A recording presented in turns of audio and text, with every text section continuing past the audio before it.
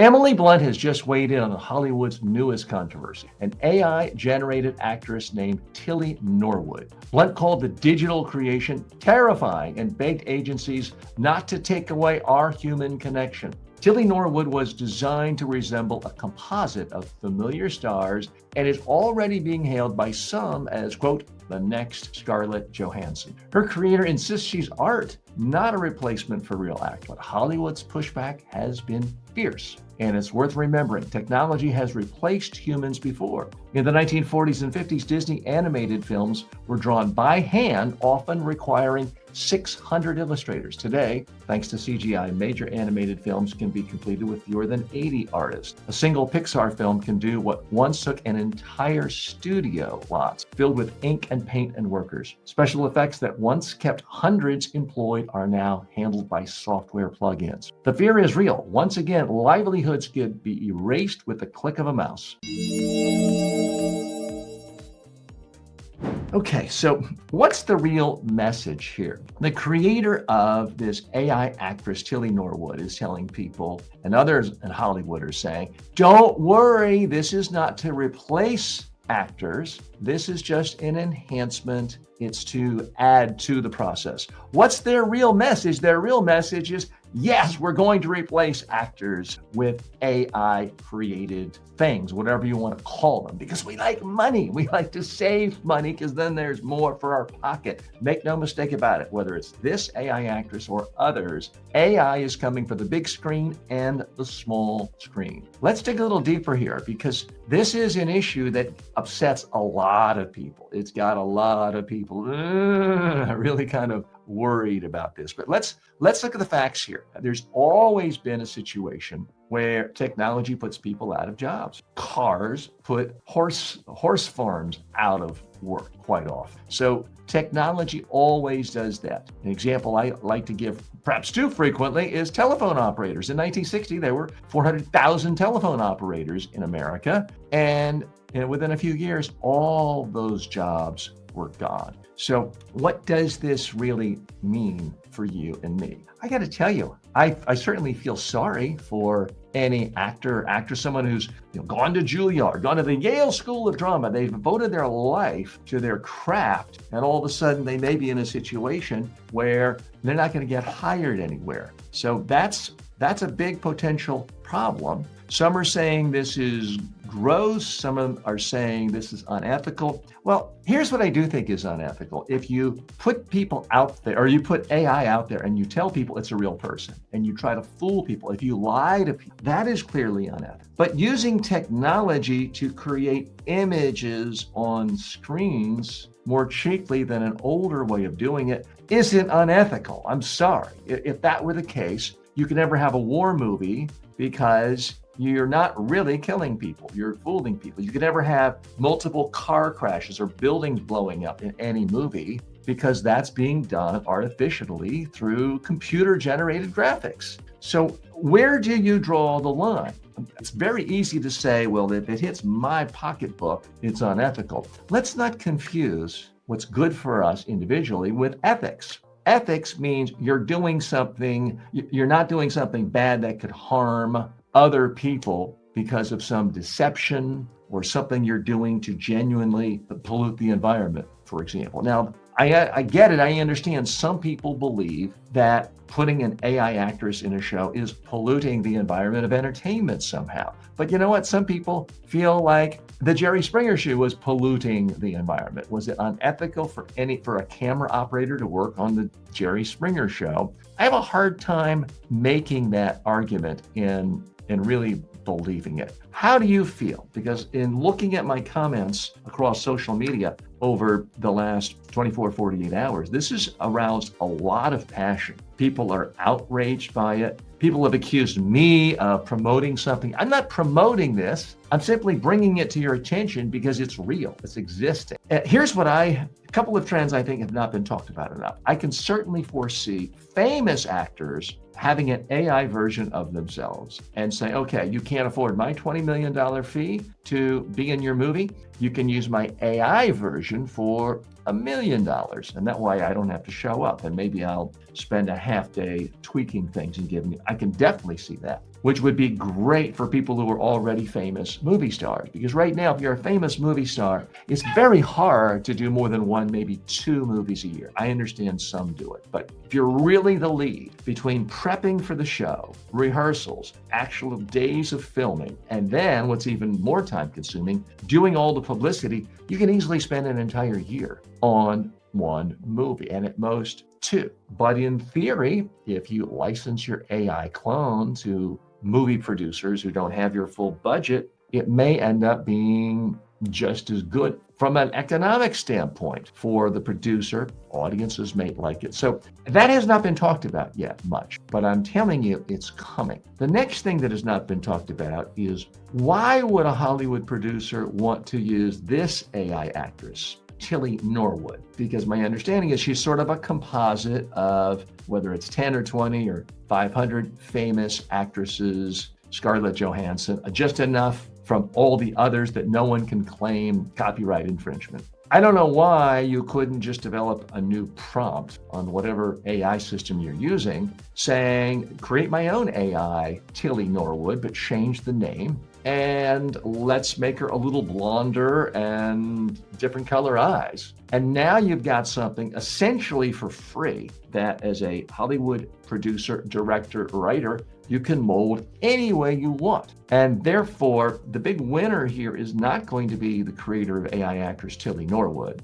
The big winner is going to be Hollywood producers who can now produce movies at a much, much lower cost. And if you don't like that, there's nothing wrong with you boycotting that movie or not going to the movie theater or changing the channel if you still watch a TV or not clicking on that movie if it is on Netflix or anything else. Nothing wrong with you making that decision. But let's get a little bit real here, because there is a tendency to simply say any new technology is bad, it's scary, it's unethical. I mean, there must have been people who said it's unethical to use a car because you're putting carriage drivers out of work. How many of us are really willing to say, you know what, they're right. Let's take the car back to the car dealership. Let's get a stagecoach so we can properly pay the stagecoach owner, driver. I don't think many people are willing to say that, but I can tell you right now, when Hollywood producers and creators say, oh, this is not meant to replace humans, they're lying to, maybe they're lying to themselves, but they're lying to you. Their job is to entertain people and make money. I don't care how magnanimous you are, how generous you are. Very few people who are successful who go into Hollywood as a director and a producer say, my number one job is keeping the head count as high as possible to give as many people work as possible. Now, certainly some do get value out of that and see that as a part of their positive mission in life. But their primary goal is to tell stories that entertain people and to do it in a way that makes money. Now, some people do anything for money, but if you want a career in Hollywood and you want to do a second movie or a third movie, the first one has to make money. And if you make $100 million, but your movie costs $200 million to make, guess what? No one's going to fund your next movie. If you make only $9 million, but the whole movie cost $1 million, well, you can get more and more funding and do the next 10 movies. You can figure out a cost structure. Now, let me be very upfront and be transparent with you with a minor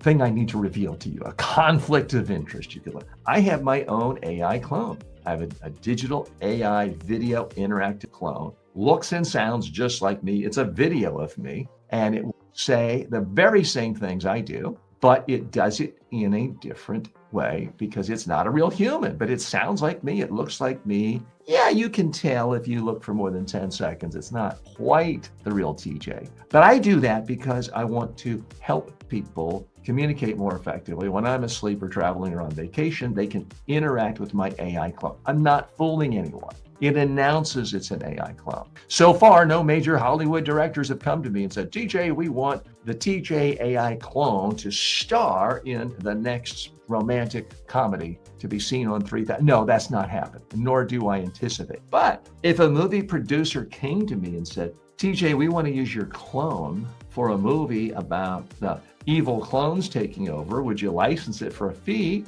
Got to be candid with you. I'd probably say yes. if they said, we want to use a clone to do a whole series of media trainings with a star of a show as a part of the movie or as a part of the TV show, and it's going to take 2 weeks of your time, can you do it? And they only want to pay a small amount. And they said, well, can your clone do it for that small amount? I'd probably say yes. If you think that's unethical, make the case. All I'm doing is taking away work from myself, working at a lower pay schedule, which in this case, I wouldn't want to do. Where does this all take us? A part of a theme that I've talked about on this show Unfiltered for a long time is the fact that we all have to prepare for artificial intelligence. We can say we don't like it in this area, in this area. We can say, how dare they put autonomous vehicles on the roads, but they're coming. How dare my radiologist be fired? I don't want to use a computer for that. And yet AI is better than human radiologists in many aspects. It's coming after consulting. The consulting industry is becoming decimated. It's coming after the legal industry. It's changing industry after industry after industry. And if Hollywood thinks it's different, I got to tell you, it's not. Absolutely is not. We are going to see efficiencies created. And if you want to say we're going to have humanity snuffed out, it's a viable opinion. I do think it is possible for an individual, perhaps who's not well connected in Hollywood, who didn't go to Beverly Hills High the way a lot of movie stars did, that didn't have the connections of a Michael Douglas, whose father was Kirk Douglas. People who have genuinely interesting, insightful, creative ideas, want to make a movie, and don't even know where to start going out and raising $10 million.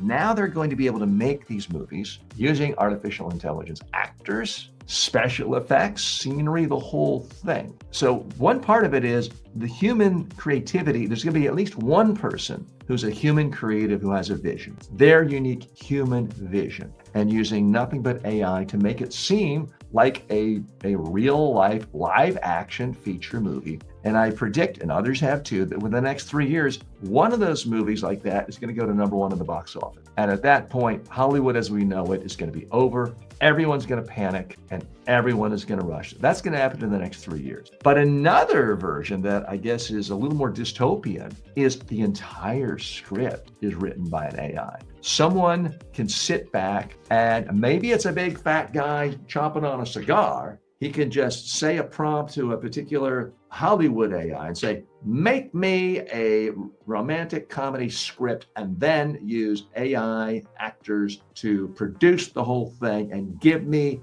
the 90-minute movie right now. Or I'm going to go to lunch for a few martinis. When I come back from lunch, I want to be able to watch the entire 90-minute movie. And the AI will create it. Is the first movie going to be great? No, it will probably be unwatchable. Will the second one be great? No, it'll probably be a little less unwatchable. But here's the problem. The AI is going to get better and better and better. The AI can study every single movie ever made. It can cross-tabulate and analyze those movies with how they did at the box office. It can put people into focus groups and see when were they on the edge of their seats the most. It can analyze all that data to make it better and better and better. And unfortunately, we may be in a situation where the rotund Hollywood producer with a cigar in his hand and a martini can simply, with a prompt, make entertainment that maybe you don't want to watch it, maybe I don't want to watch it, but maybe the masses do watch it. And that's where all the money goes. I'm trying to sort this out just like you are. The premise of this show is we're going to learn about news and